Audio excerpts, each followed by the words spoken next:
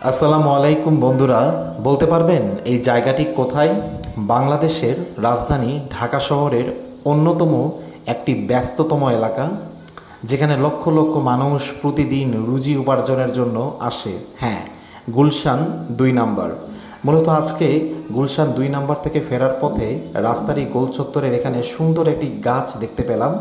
যদিও গাছটি খুব একটা বড় নয়, কিন্তু এখানে এত পাখি তাদের যে একটা কিচিরমিচির শব্দ সত্যি অসাধারণ, এবং কেমন জানি শৈশবের একটা স্মৃতিতে ফিরে গেলাম।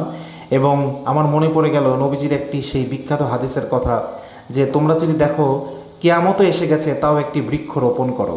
নবীজি আমাদেরকে উৎসাহিত করেছেন বৃক্ষ রোপণের জন্য। দেখেন এই যে এত পাখি তাদের কিচিরমিচির শব্দ, মনটাই আনন্দে আমার ভরে গেল।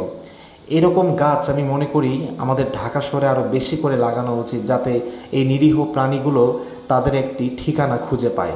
ভালো থাকবেন বন্ধুরা। আসসালামু আলাইকুম। সবাই দোয়া করবেন আমার জন্য।